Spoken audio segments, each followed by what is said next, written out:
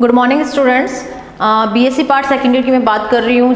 जॉमनेट PG college की online classes के अंदर हमारा आपका लोगों का सबका स्वागत है। हमारे जॉमनेट पीजी की ऑनलाइन क्लासेस के अंदर हम सबने देखा है कि सेकेंड ईयर का हमारा जो बीएससी का कोर्स चल रहा था उसमें केमिस्ट्री की जो बातें हैं वो सारी की सारी चल रही थी। अब केमिस्ट्री का मैं एक थर्ड जो पेपर है हमारा आपका जो फिजिकल केमिस्ट्री उसका एक पार्ट है थर्मोडायनेमिक्स, ऊष्मा गतिकी, फर्स्ट यूनिट है आपकी, वो मैं स्टार्ट करने जा रही हूँ। आई होप आपकी ऑर्गेनिक की क्लासेस कंटिन्यू चल रही हैं और आप लोगों को बहुत ही एंजॉय आया होगा उस क्लासेस के अंदर। अब मैं बात करती हूँ हमारी फिजिकल केमिस्ट्री की।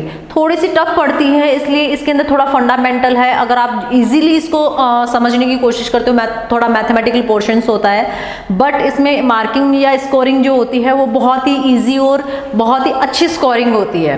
तो ये आपका बेस्ट पार्ट है आपके पूरी केमिस्ट्री का, फिजिकल केमिस्ट्री। आज मैं बात करती हूँ ऊष्मा गतिकी या थर्मोडायनेमिक्स फर्स्ट के नाम से जो आपका चैप्टर है या यूनिट है उसके बारे में। तो सिंपली हम कहते हैं कि ऊष्मा के प्रवाह के अध्ययन को हम क्या बोलते हैं? ऊष्मा गतिकी बोलते हैं। ऊष्मा के प्रवाह का अध्ययन का मतलब क्या है कि ऊष्मा कहाँ से कहाँ जाती है, कौन सी ऊर्जा के अंदर उसका रूपांतरण होता है, किस में चेंज होती है, कन्वर्ट कैसे होती है। जैसे आपने स्विच दबाया, इलेक्ट्रिसिटी यूज की और फैन चलने लग गया, आपको विद्युत ऊर्जा से आपको क्या मिल गई? पवन ऊर्जा मिल गई। सिंपली हम बात करें मोटर की, जो हम चलाते हैं पानी जो चढ़ाने के लिए या और किसी चीज़ में हम मोटर यूज़ करते हैं, वो मोटर किसका एग्जाम्पल है? वो भी आपका ऊष्मागति थर्मोडायनेमिक्स या मान लो आपकी ऊष्मा ऊर्जा के रूपांतरणों का एक ही तरह। तो हम क्या कह सकते हैं कि कुछ में भौतिक चेंजेस होते हैं, कुछ में रासायनिक, कुछ जो आपके परिवर्तन होते हैं। तो सिंपली हम कह सकते हैं कि रासायनिक पदार्थों के भौतिक रूपांतरणों तथा रासायनिक अभिक्रियाओं के परिणाम स्वरूप होने वाले जितने भी आपके परिवर्तन हैं, ऊर्जा के जो परिवर्तन है वो आपके क्या कहलाते हैं? रासायनिक ऊष्मागतिकी कहलाती है। या तो वो परिवर्तन आपके रासायनिक पदार्थों के भौतिक रूपांतरणों के कारण होंगे या रासायनिक अभिक्रियाओं के कारण होंगे। चीजें वही काम करेंगी, भौतिक रूपांतरण भी हो सकता है और रासायनिक रूपांतरण भी हो सकता है, लेकिन इसके अंदर होने वाले जो परिवर्तन, ऊर्जा के अंदर जो परिवर्तन होंगे, उन सब का अध्ययन हमारा क्या कहलाता है? रासायनिक ऊष्मागतिकी कहलाती है। अब देखिए, सबसे पहले जो जूल नाम के साइंटिस्ट थे, जेम्स जूल जो थे, 1840 के समथिंग उन्होंने ये प्रदर्शित किया था कि हमारे पास में जो यांत्रिक ऊर्जा है या यांत्रिक कार्य का है उसका परिणाम ऊष्मा के रूप में निम्नानुसार होता है। यानी कि हमारा जो कार्य किया गया कार्य है वो ऊष्मा के समानुपाती होता है। यानी कि सिंपली हम कहें कि हमारे पास में जूल नाम के साइंटिस्ट ने क्या कि जो यांत्रिक कार्य जो किया हुआ है वो जो यांत्रिक कार्य हमने किया है उसका परिणाम ऊष्मा के परिणाम के समानुपाती, परिमाण के समानुपाती होती है। तो ये जो हमारे पास में रिलेशन आया है, अगर उस रिलेशन में समानुपाती के निशान को हटाते हैं तो हमारे पास में एक रिलेशन बनता है W=JH। जे यहाँ पे क्या होता है? जूल जो ऊष्मा का यांत्रिक तुल्यांक है, जूल, जे क्या है? जूल ऊष्मा का यांत्रिक तुल्यांक। देखिए 1840 के अंदर जेम्स जूल ने ये डिस्कवर किया था कि जो हमारा किया गया कार्य है या ऊर्जा का जो यांत्रिक कार्य जो हमने किया है उसका परिमाण उत्पन्न हुई ऊर्जा के परिमाण के समानुपाती होता है। ये हमारे पास में रिलेशंस आ गया। अगर हम ये कहें कि हमारे पास में जो ऊष्मा है, ये जो हमारे पास में ऊष्मा और ये हो गया हमारे पास में कार्य, ठीक है। अगर हमारे पास में इस जो हमारे पास में ये रिलेशन है इसके अंदर H बराबर हमने मान लिया 1 कैलोरी, H बराबर हमने क्या माना?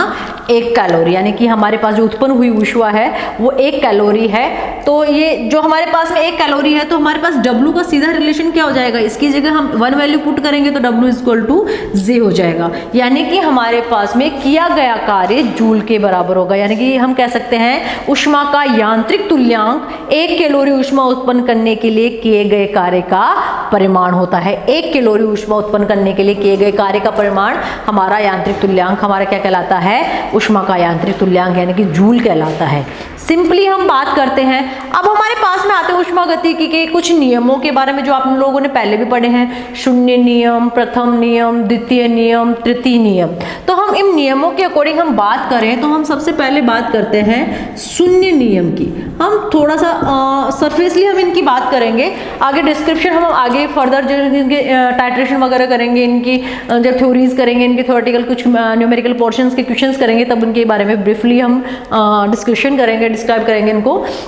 जो शून्य नियम होता है, शून्य नियम क्या कहता है कि यदि दो वस्तुएं तापीय साम्य में है, तापीय वर्ड का ध्यान रखना, अगर दो वस्तुएं तापीय साम्य में है तो उनमें उष्णता की मात्रा यानी कि ताप वो क्या होगी, समान होगी। सिंपली हम क्या कहें कि यदि दो वस्तुएं हैं, हमारे पास में वस्तुएं हैं ए और बी, ये दोनों वस्तुएं अगर हमारे किसी तीसरी वस्तु सी के साथ अलग अलग साम्य में होती है, उसमें साम्य में होती है, तो ये ए तथा बी को एक साथ संपर्क में रखने पर ये भी परस्पर ऊष्मीय साम्य में आ जाती है। सिंपली हम कहें कि अगर ये तापीय साम्य में है और ये तापीय साम्य में है, तापीय साम्य में है, तो ये ए और बी को भी पास पास रखने पर ये भी क्या आ जाती है, तापीय साम्य में आ जाती है।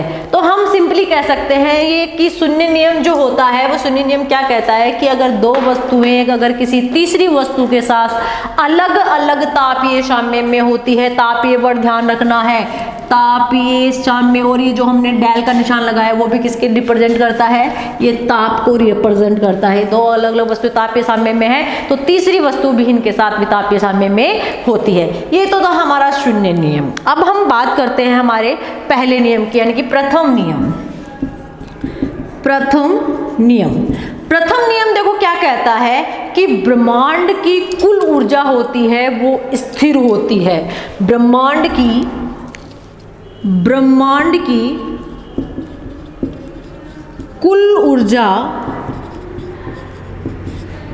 कुल ऊर्जा स्थिर, यानी कि ब्रह्मांड में जितनी भी ऊर्जा होती है वो स्थिर होती है। ऊर्जा को न तो नष्ट किया जा सकता है, ना ही उत्पन्न किया जा सकता है, केवल एक रूप से दूसरे रूप में रूपांतरित किया जा सकता है। और ये था हमारा प्रथम नियम। दूसरे नियम की बात करते हैं, द्वितीय नियम क्या कहता है, या सेकंड लॉ क्या कहता है, इनके बारे में हम बहुत अच्छे से अध्ययन करेंगे। सबसे पहले इनके अंदर बेसिक क्या होता है वो चीज़ के बारे में हम बात करते हैं। द्वितीय नियम क्या कहता है कि ब्रह्मांड की एंट्रोपी बढ़ रही है। क्या कहता है, ब्रह्मांड की एंट्रोपी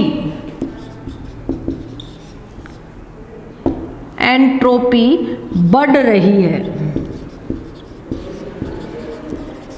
ब्रह्मांड की एंट्रोपी बढ़ रही है। एंट्रोपी बढ़ने का मतलब है डेल एस, या आप एस से रिप्रेजेंट करते हैं एस को, और अगर अंतर की बात करें हम तो हम डेल एस से रिप्रेजेंट करते हैं। तो हमने एंट्रोपी का मान देखा कि अव्यवस्थाओं का जो मान होता है, किसी भी ऊर्जा के लिए देखें या किसी भी ऊष्मा के लिए देखें, अव्यवस्थाओं का जो मान होता है वो क्या कहलाता है, एंट्रोपी कहलाता है। और अगर अव्यवस्थाएं ज़्यादा होती है तो एंट्रोपी का मान बढ़ता है, और अव्यवस्थाएं कम होती हैं तो एंट्रोपी का मान घटता है। सिंपल सी चीज़ है। जो एंट्रोपी जो होती है वो पॉजिटिव हो सकती है, जीरो हो सकती है, यानी कि नेगेटिव नहीं होती है। ये सिंपली चीज़ है। ऊर्जा कम हम कह सकते हैं ऊर्जा पॉजिटिव भी होती है, नेगेटिव भी होती है और शून्य भी होती है। ताप भी अपना पॉजिटिव हो सकता है, नेगेटिव हो सकता है, शून्य हो सकता है। ये सारी चीजें हमने पहले भी डिस्क्राइब कर रखी है, 11th-12th में हमने पढ़ रखा है। थर्मोडायनेमिक्स हमारे लिए इतना कोई नया टॉपिक नहीं है, ऊष्मागतिकी बहुत ही ईजी टॉपिक है और मैं इसका बेस ही उठा रही हूँ आज, क्योंकि आज आपकी फिजिकल केमिस्ट्री की फर्स्ट क्लास है और मैं नहीं चाहती कि आपके लिए बर्डन बने थोड़ा सा, और थोड़ा सा एंजॉय करते हुए हम इसको पढ़ेंगे। जब हम निकायों की और परिवेश की बात करते हैं तो आपको एक चीज़ दिमाग में आती है, सॉरी हम कहाँ चल रहे थे, हम द्वितीय नियम पे चल रहे थे। मैं थोड़ा सा तृतीय नियम और बढ़ा देती हूँ, यहाँ तक आप लोग पढ़ चुके हो। तृतीय नियम यहाँ पे थोड़ा सा नया आता है। तृतीय नियम में क्या कहते हैं कि जो पूर्ण क्रिस्टलीय पदार्थ होते हैं, तृतीय नियम कहता है कि पूर्ण क्रिस्टलीय पदार्थ की परम शून्य ताप पर एंट्रोपी शून्य होती है। यानी कि कहता है कि अगर, लेकिन कंडीशन दे रखी है उसने, पूर्ण क्रिस्टलीय पदार्थ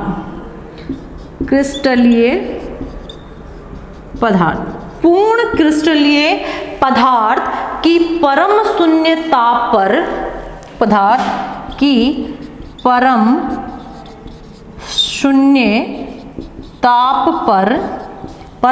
ताप पर एंट्रोपी शून्य होती है। पूर्ण क्रिस्टलीय पदार्थ की परम शून्य ताप पर एंट्रोपी शून्य होती है। ये हमारा था इसका तृतीय नियम। अब इन फर्स्ट नियम, सेकंड नियम, थर्ड नियम या जीरो लॉ जो भी हैं हमारे, इनके बारे में हम बाद में बात करेंगे। पहले हम बात करते हैं ऊष्मागतिकी के कुछ पद होते हैं उनकी परिभाषाओं के बारे में। तो ऊष्मागतिकी के अंदर मोस्ट और इम्पोर्टेंट जो पद होते हैं वो दो होते हैं। कौन से होते हैं? एक तो हो गया आपका तंत्र जिसको हम सिस्टम कहते हैं, एक होता है आपका परिवेश जिसको हम सराउंडिंग कहते हैं।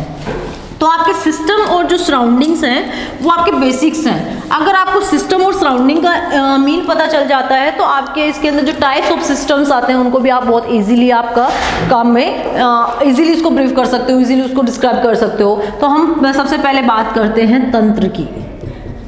तंत्र देखिए, सिस्टम क्या होता है? सिस्टम क्या होता है कि हमारे ब्रह्मांड का वह भाग, पूरा ब्रह्मांड हमने यूज किया है, ब्रह्मांड का वह भाग जिसका ऊष्मागतिकी के लिए अध्ययन किया गया है वो क्या कहलाता है? आपका तंत्र कहलाता है। या इसको हम बोल सकते हैं निकाय। निकाय भी इसी को बोला जाता है, निकाय। तंत्र या सिस्टम या निकाय, यानी कि पूरे ब्रह्मांड में से कुछ पार्ट जो हमने एक्सपेरिमेंट के लिए यूज किया है, ऊष्मागतिकी के लिए अध्ययन करने के लिए यूज किया है, वो पार्ट आपका क्या कहलाता है? तंत्र कहलाता है, या फिर तंत्र कहलाता है, या निकाय कहलाता है, या फिर हमारे पास में जो हमारे ऊष्मागतिकी के अध्ययन के अकॉर्डिंग हमने जो बात की सिस्टम कहलाता है। तो हम पूरे ब्रह्मांड के बारे में हम जब बात करते हैं, पूरे ब्रह्मांड की जब हम बात करते हैं तो पूरे ब्रह्मांड को हम यूज नहीं करते, वो पूरा ब्रह्मांड तो हमारे परिवेश होता है। पूरा ब्रह्मांड तो हमारा क्या हो जाएगा? परिवेश हो जाएगा। उस परिवेश को हम क्लियर करने के लिए हम क्या करते हैं? एक तो हो गया तंत्र, एक हो गया परिवेश जिसको हम बोलते हैं परिवेश, सराउंडिंग। सराउंडिंग्स जो हमारे पास में होती है वो सराउंडिंग कहते हैं। तंत्र या निकाय के अतिरिक्त ब्रह्मांड का शेष भाग क्या कहलाता है? परिवेश कहलाता है। यानी कि देखिए, ये हमारा टोटल ब्रह्मांड है, ठीक है। इस ब्रह्मांड में हमने कहीं पे भी एक पार्ट ले लिया तो ये पार्ट जो है वो तो हमारा क्या हो गया? तंत्र हो गया, सिस्टम हो गया, और ये हो गया हमारा परिवेश या सराउंडिंग्स। ये जो हमारा पूरा पार्ट हमने गोला यूज किया उसको हमने क्या मान लिया? ब्रह्मांड मान लिया। आई थिंक आप लोगों को इजीली समझ में आ गया कि पूरे ब्रह्मांड में से जिस पार्ट को हमने ऊष्मागतिकी अध्ययन के लिए चुना है वो तो क्या कहलाएगा? हमारा तंत्र, सिस्टम या निकाय कहलाएगा। और इस तंत्र और सिस्टम, निकाय के अलावा जो बचा हुआ ब्रह्मांड का भाग है वो क्या कहलाएगा? हमारा परिवेश कहलाएगा। जैसे एक पात्र में भरी हुई गैस ऊष्मागतिकी के लिए हमने अध्ययन कर रखी है, ठीक है। अब पात्र में भरी हुई जो गैस है वो क्या कहलाएगी? तंत्र कहलाएगी। और ब्रह्मांड का शेष भाग जिसमें पात्र सम्मिलित है वो क्या कहलाएगा? परिवेश कहलाएगा। मान लो हमारा ये एक पात्र है, इस पात्र में हमने क्या भर दी? गैस भर दी। तो ये गैस वाला पात्र है, ये तो क्या हो गया? हमारा तंत्र। गैस वाला पात्र या गुब्बारा मान ले, इजी हो जाएगा, गुब्बारा हमारा। और इसके अलावा जितना भी खुला हुआ प्रसार है वो सारा का सारा ब्रह्मांड है वो क्या कहलाएगा? हमारा परिवेश कहलाएगा। आई थिंक आप लोगों को समझ में आ गया कि तंत्र क्या है और परिवेश क्या है। अब हम बात करते हैं तंत्र। तंत्र से ही हम स्टार्ट करते हैं, तंत्र के प्रकार के बारे में बात करते हैं। मोस्टली आप लोगों ने तंत्र पढ़ रखे होंगे, खुला निकाय, बंद निकाय, विलगित निकाय। लेकिन आपके स्टैंडर्ड में दो निकाय और आते हैं, एक समांगी तंत्र आता है, एक विसमांगी तंत्र आता है। तो सबसे पहले हम बात करते हैं तंत्र के प्रकार की। तंत्र के प्रकार, तो सबसे पहला आ गया आपका तंत्र खुला तंत्र। देखो, सबसे इंपॉर्टेंट चीज होती है, सबसे इंपॉर्टेंट चीज होती है कि हमारे की जो खुला तंत्र और बंद तंत्र जो है हमारे पास में, या विलगित तंत्र जो है हमारे पास में, हम उनके बारे में बात करें तो जो खुला तंत्र हमारे पास में होता है, खुले तंत्र और बंद तंत्र और विलगित तंत्र और समांगी विषमांगी तंत्र, इन सब के अंदर मोस्ट इंपॉर्टेंट चीज होती है मैटर और एनर्जी। यानी कि अगर हम बात करें कि वह तंत्र जो अपने परिवेश से ऊर्जा और पदार्थ दोनों का विनिमय कर सके, खुला तंत्र कहलाता है। जैसे सिंपली हम बात करें, एक हम सिंपली बात करें, इसके अंदर बात कर आती है हमारी कि हमारे पास में एक पतीला है या भगोना जिसको हम बोल सकते हैं, हमने इसके अंदर पानी डाला, ठीक है। अब इस पानी को हमने गर्म किया, ये हमारा है गर्म पानी। क्या है? गर्म पानी, ठीक है। गर्म पानी से भाप निकलती है, ये भाप निकली है, ठीक है, ये भाप निकली, वाष्प जिसको बोलते हैं, ये हो गई हमारी वाष्प। अगर हम खुले तंत्र की बात कर रहे हैं तो परिवेश में से ये क्या करता है, ये वाष्प जा रही है, यानी कि मैटर का आदान प्रदान होता है। मैटर जा भी रहा है और मैटर आ भी रहा है, सिंपली चीज हो रही है, क्योंकि ये बाहर क्या है, ये बाहर है तंत्र आपका, और ये क्या है हमारा निकाय है, या सॉरी बाहर आपका परिवेश है। तो इस परिवेश से मैटर आ भी रहा है, मैटर जा भी रहा है, और साथ ही साथ में क्या हो रहा है, एनर्जी का भी आदान प्रदान हो रहा है। एनर्जी का भी आदान प्रदान हो रहा है, एनर्जी का भी आदान प्रदान हो रहा है, मतलब ऊर्जा भी क्या हो रही है, आदान प्रदान हो रही है। तो हमारे पास में एक कंडीशन आ गई कि हमारे पास में गर्म पानी का हमने एक भगोना लिया, एक पात्र लिया है, खुला पात्र है जिसका मुंह खुला हुआ है, तो उसमें रखा हुआ गर्म जल है, या बीकर मान लिया हमने, उसमें जब हमने गर्म जल लिया तो उस गर्म जल से वाष्प बाहर निकल रही है, और बाहर की तरफ क्या है, चारों तरफ क्या है, वो सराउंडिंग है, और जो बीकर हमने जिसमें गर्म जल लिया था वो क्या हो गया, हमारा तंत्र हो गया। तो जब इस तंत्र में से मैटर यानी कि द्रव्य, मैटर यानी द्रव्य, और एनर्जी यानी ऊर्जा, ऊर्जा और द्रव्य दोनों का आदान प्रदान परिवेश के साथ में हो रहा है, तो ये कहलाता है हमारा खुला तंत्र। क्या कहलाएगा, हमारा खुला तंत्र। दूसरा आता है हमारा बंद तंत्र। बंद तंत्र, बंद तंत्र के अंदर हम बात करते हैं, बंद तंत्र में क्या होता है, देखो ये हमारा जो बीकर या जो पात्र था वो पहले खुला था, अब ये क्या है, बंद है। नीचे वही हमने इसमें क्या डाला है, बंद तंत्र लिया है, तो भी हमने इसमें क्या डाला है, गर्म पानी डाला है, या मान लो आप इसमें पदार्थ की मात्रा कुछ देर तक स्थिर रह सकती है या नहीं रह सकती है, ये देख ले। बंद तंत्र में हमने इसको मुंह बंद किया है केवल, और जो हमारे पास में जो सिस्टम हमारे बंद मुंह बंद कर दिया, तो मान लो वाष्प आ रही है, ये हम इसकी हो गई वाष्प। सेम एग्जाम्पल लेते हैं, हम गर्म पानी ले लेते हैं, ठीक है। यहाँ पे भी हमने लिया गर्म पानी, और ये हो गई हमारी वाष्प। तो यहाँ पे वाष्प उस पात्र के बाहर नहीं निकल रही, तो मतलब द्रव्य का आदान प्रदान नहीं हो रहा, द्रव्य का आदान प्रदान नहीं हो रहा, लेकिन एनर्जी का आदान प्रदान, एनर्जी का आदान प्रदान हो रहा है। तो हम कह सकते हैं कि वह तंत्र जो अपने परिवेश से द्रव्य का आदान प्रदान तो नहीं करता है, यानी कि मैटर का आदान प्रदान तो नहीं करता है, लेकिन एनर्जी यानी कि ऊर्जा का आदान प्रदान करता है, बंद तंत्र कहलाता है। तीसरी बात करते हैं हम विलगित निकाय या विलगित तंत्र की। विलगित तंत्र में हम क्या करते हैं, हम वही गर्म पानी लेते हैं, लेकिन अब हमने वो गर्म पानी जो लिया है, वो जो गर्म पानी हमने लिया है, वो गर्म पानी हम एक पात्र में जो लिया वो बंद है, लेकिन उसके ऊपर भी डबल कोटेड सील है, मतलब एक तरीके से थर्मस वाली कंडीशन जो आ जाती है वो वाली ले लेते हैं। यानी कि ऐसी कंडीशन में अगर हमने गर्म पानी रखा है तो ऑब्वियसली वेपर्स तो निकलेंगी, यहाँ से वेपर्स तो उठेंगी, लेकिन ये वेपर्स जो होती है, ये जो वाष्प होती है, वो वाष्प बाहर नहीं निकल पाती है, ये वाष्प बाहर नहीं निकल पाती है। तो यहाँ पे द्रव्य का आदान प्रदान नहीं होता है, और आपके ऊर्जा का आदान प्रदान वो भी नहीं होता है, ऊर्जा का आदान प्रदान भी नहीं होता है। तो हम सिंपली कह सकते हैं कि हमारे पास ना द्रव्य का आदान प्रदान होता है और ना ही ऊर्जा का आदान प्रदान होता है, क्योंकि हमने इसको थर्मल इंसुलेशन के अंदर रखा है। जैसे हमारा थर्मस फ्लास्क इसका बेस्ट एग्जाम्पल होता है।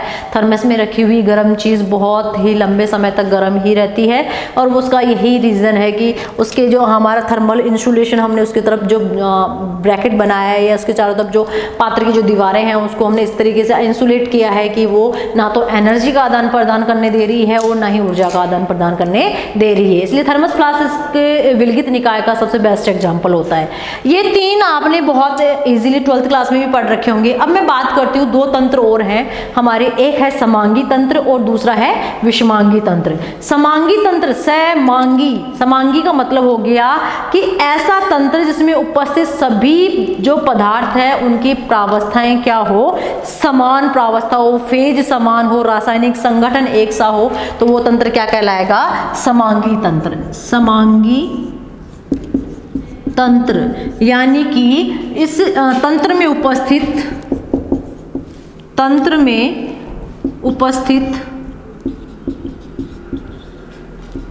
सभी पदार्थ समान प्रावस्था या रासायनिक संगठन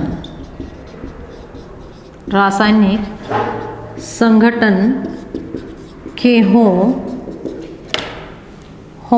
यानी कि सारे के सारे तंत्र में उपस्थित सभी पदार्थ समान प्रावस्था के हों या समान रासायनिक संगठन के हो, तो वो समांगी तंत्र कहलाता है। या दूसरे शब्दों में कहें कि एक तंत्र में ऐसा गुण जिसका प्रत्येक भाग समान हो और वह तंत्र क्या कहलाएगा, समांगी तंत्र कहलाता है। जैसे शुद्ध गैस अथवा गैसों का मिश्रण, नमक का जलीय विलयन, एग्जाम्पल इसका ले लें, नमक का जलीय विलयन, गैसों का मिश्रण। देखो गैसों के मिश्रण में सारी गैसें क्या है, सभी सारी की सारी जिनकी फेज क्या है, गैस है। नमक का जलीय विलयन, नमक पानी में घुलते हैं, वो भी उस पानी में विलय हो जाएगा, कोई सॉलिड नहीं रहेगा, वो भी लिक्विड हो जाएगा, लिक्विड के अंदर चेंज हो जाएगा। दूसरा होता है विषमांगी तंत्र। विषमांगी तंत्र का मतलब होता है यदि तंत्र में दो या दो से अधिक ऐसे भाग हों जिनकी संगठन या गुण क्या हो, भिन्न हो, तो वो क्या कहलाते हैं, आपके पृथक करने वाली जो स्पष्ट सीमा रेखा होती है वो विषमांगी तंत्र कहलाता है। सिंपली क्या कहें, समांगी के अंदर तो समान सारे संगठन समान होंगे रासायनिक, लेकिन विषमांगी के अंदर कम से कम दो या दो से अधिक ऐसे भाग हो जिनका संगठन या संरचना या गुण उनके क्या हो, भिन्न हो, तो वो सारे के सारे क्या कहलाते हैं, आपके विषमांगी तंत्र कहलाते हैं। फॉर एग्जाम्पल आपने जो अघुलनशील द्रवों का मिश्रण ले रखा, जैसे पानी और जो पानी के साथ में कोई सा ले, कार्बन टेट्राक्लोराइड ले लो। पानी और कार्बन टेट्राक्लोराइड आपस में क्या होते हैं, मिक्स नहीं होते हैं। पानी के संपर्क में बर्फ पानी पे तैरती रहती है और पानी नीचे रहता है, ये भी विषमांगी तंत्र होता है। पदार्थ का कोलाइडी विलयन है, वो भी क्या होता है, विषमांगी तंत्र होता है। तो हम सिंपली कह सकते हैं विषमांगी तंत्र में विषमांगी तंत्र जिसके अंदर हमारी प्रावस्थाएं क्या होती हैं, अलग अलग होती हैं। एग्जाम्पल हो गए इसके जल प्लस कार्बन टेट्रा क्लोराइड, कोलाइडी विलयन, जल प्लस बर्फ, ये हमारे क्या होंगे, विषमांगी तंत्र हो गए। तो आज हमने बात की है ऊष्मागतिकी क्या होती है। ऊष्मागतिकी को डिस्कवर करने के लिए जूल वाला फॉर्मूला कौन से साइंटिस्ट ने दिया, 1840 के अंदर जो जेम्स जूल ने इसको डिस्क्राइब किया। कैलोरी क्या होती है उसका मान आया। ऊष्मागतिकी के 4 नियम देखे, जीरो नियम या शून्य नियम जिसको बोलते हैं, शून्य नियम, प्रथम नियम, द्वितीय नियम, तृतीय नियम, उनकी डेफिनेशन हमने देखी है। पद देखे हैं, निकाय क्या होता है, तंत्र क्या होता है, और उसके बाद में हमने देखा है तंत्रों के प्रकार। तंत्रों के हमने यहाँ पे 5 प्रकार देखे हैं। पांचों प्रकार जैसे अब खुला तंत्र के लिए हम खुले पात्र या भगोनी या जिसमें पानी गर्म कर रहे हैं वो एग्जांपल आ सकता है। बंद तंत्र में टिन का डिब्बा या कोई भगोनी को ढक्कन से ढके हुए हो तब उसका वो बंध तंत्र के अंदर काम में आ सकता है। विलगित तंत्र के अंदर हमारे थर्मस फ्लास्क के काम में आ सकते हैं। समांगी तंत्र के अंदर हमारा गैसों का मिश्रण, नमक का जलीय विलयन, ये काम में आ सकता है। शुद्ध गैसें या गैसों का मिश्रण हो सकता है। विषमांगी तंत्र के अंदर जल और कार्बन टेट्राक्लोराइड जो हमारे अघुलनशील होते हैं, एक दूसरे के अंदर घुलते नहीं है, उन द्रवों का मिश्रण हो सकता है। आपका जल और बर्फ हो सकता है या आपके पदार्थ का कोलाइडी विलयन हो सकता है। आज के लिए हम इतना ही। नेक्स्ट क्लास में हम बात करेंगे ऊष्मागतिकी, साम्य के बारे में, ऊष्मागतिकी और बहुत सारे फीचर्स हैं उनके बारे में बात करेंगे। Thank you.